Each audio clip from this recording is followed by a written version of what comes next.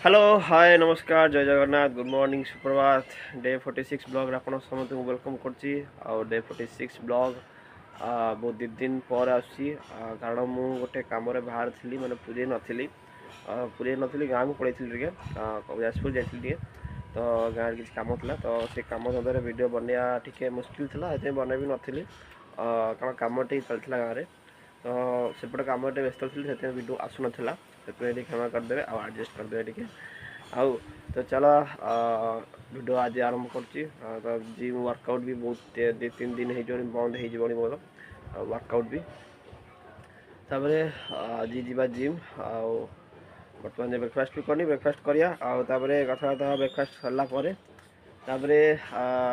Blog आरंभ कर चल ब्लॉग आरंभ करवा दुकान ब्रेकफास्ट भी करना आउ ब्रेकफास्ट करवा जीवा वर्कआउट राति वर्कआउट कौन कर देखिए बिना स्किप के देखते चलो आज ब्लॉग डे 46 तो चलो आरंभ करवा आज ब्लॉग तो चलो बर्तमान खरा टी लगुच नॉर्मल टी तो चलो बर्तमान बहुत खरा खाई बर्तमान ब्रेकफास्ट करदे तो चलो बर्तमान जीवा खाଇବା ଆଉ ଯାଜପୁର ଫେମସ୍ ଖାଇବା କାକରା କାକରା ତ ମୋତେ ଭଲ ଲାଗେ ସେଥିପାଇଁ ଆଣିଥିଲି କାକରା ଆଣିଥିଲି ଆଉ ବର୍ତ୍ତମାନ ଅଛି ଆଉ 4-5ଟା ଅଛି ଆଉ ଚକୁଳି ଅଛି ମଟର ଅଛି ଆଉ ଖାଇଦେବା ତାପରେ ଚଲ କାକରା ଆଉ ଚକୁଳି ଖାଇଲି ମଟର ତରକାରୀ ଲଗେଇକି तापर बर्तमान जीवा बहुत सारा एडिट अच्छी वीडियो बहुत आसुना कारण सर्ट भी आसूला आज से सर्ट बहुत अपलोड कली कारण सर्ट सब पेंडिंग अच्छी कि तार किसी कम होनी माने एडिट होनी कि हाशटैग फाशटैग किसी टाइटल फाइटल किसी देनी से पड़ी किसी कम व्यस्त तो वीडियो दिन है बहुत माने टोटल आसूला तो बर्तमान जीवा बहुत सारा एडिट अच्छी एडिट कम लगी जा जोटा कि टाइम टू टाइम से अपलोड हो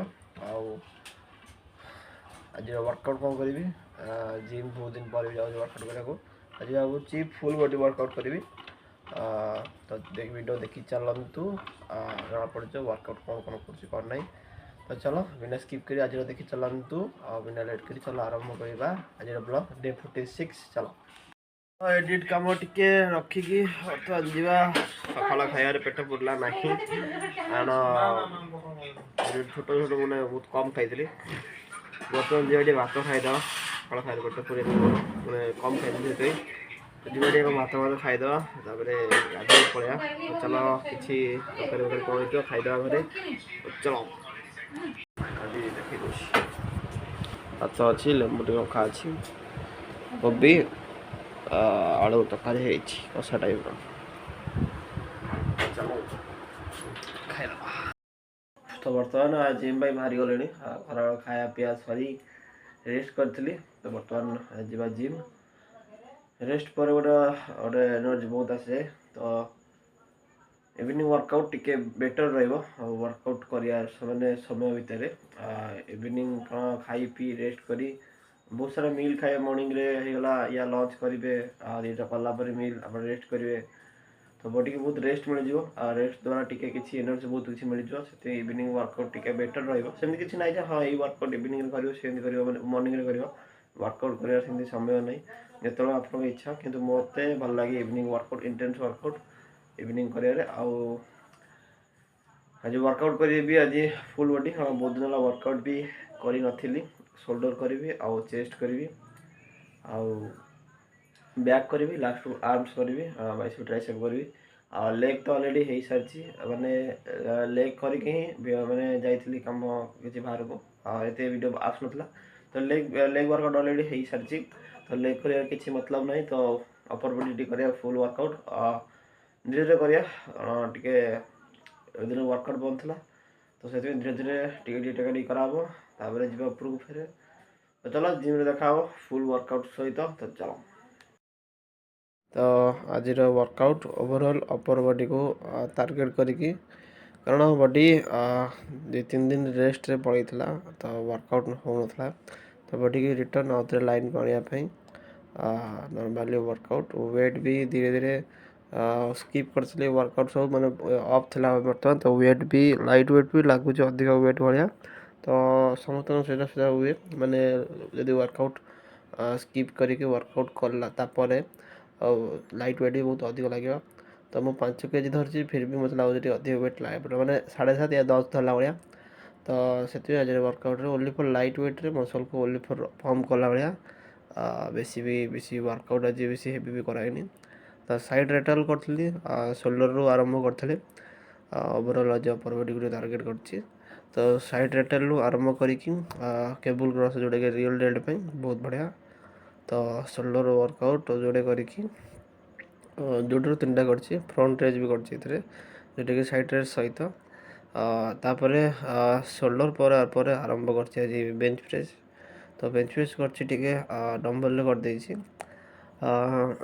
ମେସିନ୍ ସେପଟେ ଫୁଲ୍ ଥିଲା, ସେଥିପାଇଁ ମୁଁ ଏପଟେ କରିଛି। ଡମ୍ବଲରେ ଚେଷ୍ଟ ୱାର୍କଆଉଟ୍ କଲେ ଗୋଟେ ବେନିଫିଟ୍ ଏଇଟା, ଷ୍ଟେବିଲିଟି ପାଇଁ ଆଉ ଷ୍ଟ୍ରେନ୍ଥ ପାଇଁ। ମାନୁଆଲି ବି ସେମ୍, ଆପଣ ଷ୍ଟେବିଲିଟି ଆଉ ଷ୍ଟ୍ରେନ୍ଥ ବହୁତ ସାରା ଗେନ୍ ହେବ। କାରଣ ଯଦି ଆପଣ ସ୍ମିଥ୍ ମେସିନ୍ରେ କରୁଛନ୍ତି, ଯେମିତି ମେସିନ୍ ଯେକୌଣସି, ସେଥିରେ ଆପଣ ଷ୍ଟେବିଲିଟି ପାଇବେନି। କାରଣ ସବୁକିଛି ମେସିନ୍ ସେଥିରେ ଆପଣ ଖାଲି ପୁସ୍ କରିବେ ଯେଉଁଟାକି ଷ୍ଟ୍ରେନ୍ଥ ପାଇଁ। କିନ୍ତୁ ଡମ୍ବଲ୍ ଆଉ ମାନୁଆଲି ବାର୍ରେ ଆପଣଙ୍କର overall strength and stability gain ହେବ। ତ ବର୍ତ୍ତମାନ ଚେଷ୍ଟ ପ୍ରେସ୍ କରୁଛୁ, ଯେଉଁଟା ବେଞ୍ଚ ପ୍ରେସ୍, ଯେଉଁଟାକି ମିଡ଼ିଲ୍ ଚେଷ୍ଟ ପାଇଁ। ଚେଷ୍ଟର ମିଡ଼ିଲ୍ ପାର୍ଟ, 3ଟା ପାର୍ଟର ମିଡ଼ିଲ୍ ପାର୍ଟ ଯେଉଁଟା ବେଞ୍ଚ କରୁଛି, ଯେଉଁଟାକି ପ୍ରେସ୍ ଆଣ୍ଡ ଡମ୍ବଲ୍ ଫ୍ଲାଇଂ ମିଶେଇକି କରିଦେଉଛି। କାରଣ ଚେଷ୍ଟ ପୁରା ଟିକେ ଲୁଜ୍ ହେଇଛି, ମାନେ ୱାର୍କଆଉଟ୍ ହେଇନି, ସେଥିପାଇଁ ମସଲ୍ ମାନେ ଟିକେ ଢିଲା ହେଇଯାଇଛି ୱାର୍କଆଉଟ୍ ନ କଲେ। ତ ବର୍ତ୍ତମାନ ବେଞ୍ଚ ପରେ ଇନକ୍ଲାଇନ୍ ପ୍ରେସ୍, ଯେଉଁଟାକି ସେମ୍ ଡମ୍ବଲ୍ ଆରେ ବର୍ତ୍ତମାନ ଦେଖିପାରୁଥିବେ।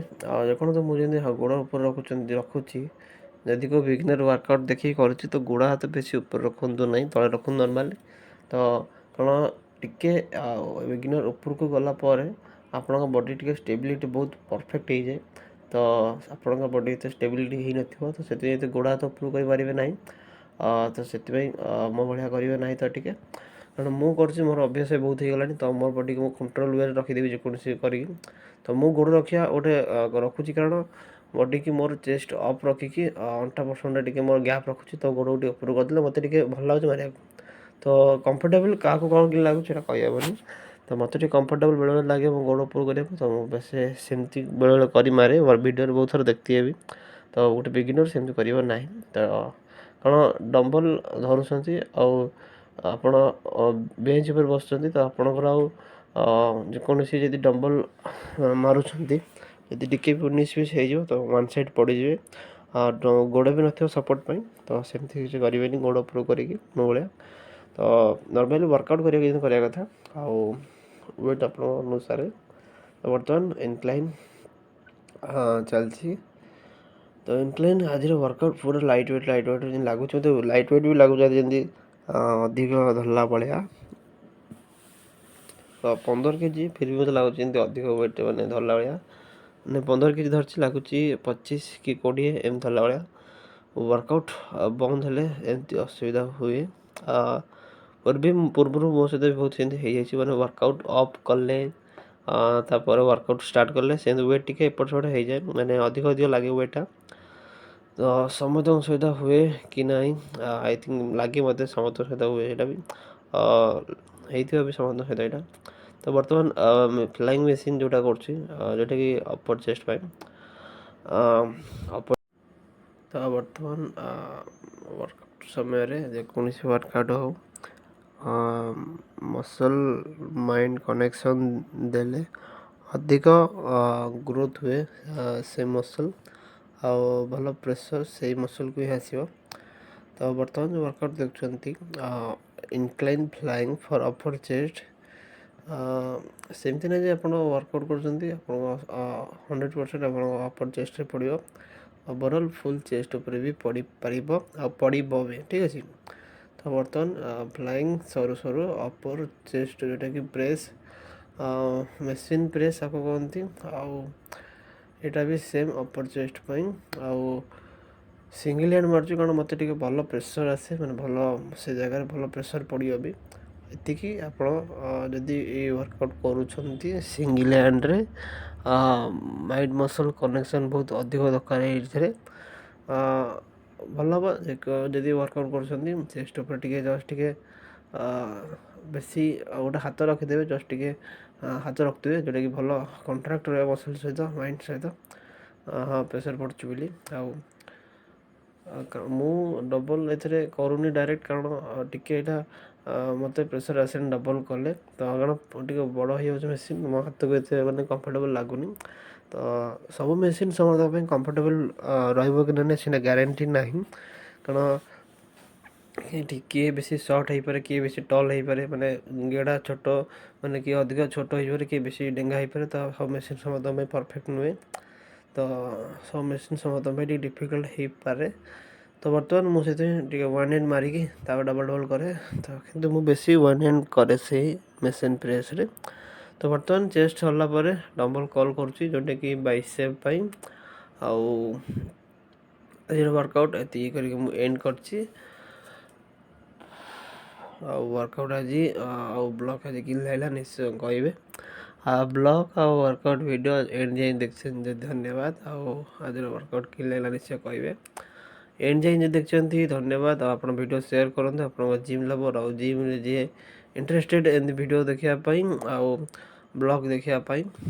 ଭିଡ଼ିଓ ଏମିତି ରେଗୁଲାର ଆଣିବି ଏଥର। ତ ଚାଲ, ଜୟ ଜଗନ୍ନାଥ। ଜିମ୍ ଆସିଗଲେଣି, ଆଉ ଜିମ୍ ଆସିକି 10 ଟଙ୍କା ଫ୍ରେଶ୍ ହେବାକୁ ଯାଇଥିଲେ। ଆଉ ଯିବା ଏଇନା ଖାଇଦେବା। ଆଉ ୱାର୍କଆଉଟ୍ କ'ଣ କଲି କ'ଣ ଭିଡ଼ିଓ ଲାଷ୍ଟରେ ଦେଖାହେବ, କହିଦେବି। ଆଉ ବର୍ତ୍ତମାନ ଯିବା ଖାଇଦେବା, ତାପରେ ଖାଇସାରିଲା ପରେ କଥାବାର୍ତ୍ତା ହେବା। ଚାଲ, ଆଉ କ'ଣ ଖାଉଛି ଦେଖୁଛି। ଚାଲ, ଭାତ ଅଛି, ରୁଟି ଆଉ ଚଣା ଡାଲି।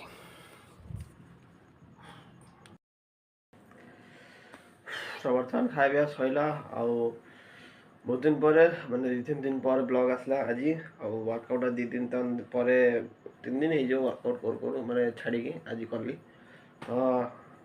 ୱେଟ୍ ଆଜି 5 kg ଧରିଲି ବି ଲାଗୁଛି ସେମିତି, ଅଧିକ ୱେଟ୍ ଉଠେଇଲା ଭଳିଆ ସେମିତି ହୁଏ ସମସ୍ତଙ୍କ ସହିତ। ମାନେ ଯେକୌଣସି ଦିନ ସ୍କିପ୍ କରିକି ୱାର୍କଆଉଟ୍ ଲଙ୍ଗ୍ କିଛି ଦିନ ଛାଡ଼ିକି ପରେ ୱାର୍କଆଉଟ୍ କଲେ ଟିକେ ୱେଟ୍ ଟିକେ ଲାଗିବ ଭାରି ଭାରି ସମସ୍ତଙ୍କ ସହିତ, କାରଣ ମୋ ସହିତ ବି ହେଇଛି। ଆଜି ୱେଟ୍ ଟିକେ ଅଧିକ ଲାଗିଲା, ତ ଆଜି ବହୁତ ୱେଟ୍, ମାନେ କମ୍ ୱେଟ୍ରେ ମାରିକି ଆଜି ୱାର୍କଆଉଟ୍ କରୁଛି। ଆଉ ଧୀରେ ଧୀରେ ଫେର ବଢ଼େଇବି, କାରଣ ବହୁତ ଦିନ ୱାର୍କଆଉଟ୍ ବନ୍ଦ ଥିଲା ବି। ଆଉ ୱାର୍କଆଉଟ୍ ଆଜି ଚେଷ୍ଟ କରିଛି, ଆଉ ସୋଲ୍ଡର କରିଛି। ଚେଷ୍ଟ ସୋଲ୍ଡର ଆଗେ ସାଇଡ଼୍ କରିଛି, ତାପରେ ରିଅଲ୍ ଡେଡ୍ ପାଇଁ କରିଛି କେବୁଲ୍ କ୍ରସ୍ରେ। ଆଉ ତାପରେ ଚେଷ୍ଟ କରିଥିଲି, ଚେଷ୍ଟରେ ଫ୍ଲାଟ୍ ଆଣ୍ଡ ଇନକ୍ଲାଇନ୍ କରିଥିଲି ଡମ୍ବଲ୍ରେ, ଆଉ ସେଇଥିରେ ହିଁ ଫ୍ଲାଇଂ କରିଛି। ଆଉ ମେସିନ୍ ଫ୍ଲାଇଂ ବି କରିଛି। ତାପରେ ଆର୍ମସ୍ କରିଛି ବାଇସେପ୍ ପାଇଁ। ଏତିକି କରିଛି। ଆଜି ୱାର୍କଆଉଟ୍ ଏଣ୍ଡ କରିଛି। ଭାବୁଛି ମଣ୍ଡେରେ ବ୍ୟାକ୍ ଦେବି। ଆଉ ଆଜି ଥିଲା ଏତିକି ୱାର୍କଆଉଟ୍। ତ ୱାର୍କଆଉଟ୍ କେମିତି ଲାଗିଲା ନିଶ୍ଚୟ କହିବେ, ଆଉ ବ୍ଲଗ୍ କେମିତି ଲାଗିଲା ନିଶ୍ଚୟ କହିବେ। ବ୍ଲଗ୍ କଣ୍ଟିନ୍ୟୁ କରିବି। ଆଉ ବେଳେବେଳେ ଏମିତି କିଛି କାମ ଧନ୍ଦା ପଡ଼ିଯାଏ, ତ ସେଥିପାଇଁ ଟିକେ ଲେଟ୍ ହେଇଯାଏ, ତ ଆଡ଼ଜଷ୍ଟ କରିଦେବେ। ତ ଆଜିର ବ୍ଲଗ୍ ଆଉ ୱାର୍କଆଉଟ୍ କେମିତି ନିଶ୍ଚୟ କହିବେ। ଭିଡ଼ିଓ ଲାଇକ୍ କରି ସେୟାର କରି ସବସ୍କ୍ରାଇବ୍ କରିବେ, ଆଉ ବେଲ୍ ଆଇକନ୍ କ୍ଲିକ୍ କରିବା ଭୁଲିବେ ନାହିଁ। ଆଉ ମୁଁ ରହୁଛି ନେକ୍ସଟ ଦେଖା ହେବ କିଛି ନୂଆ ଭିଡ଼ିଓରେ। Tata bye bye, good night, Chao.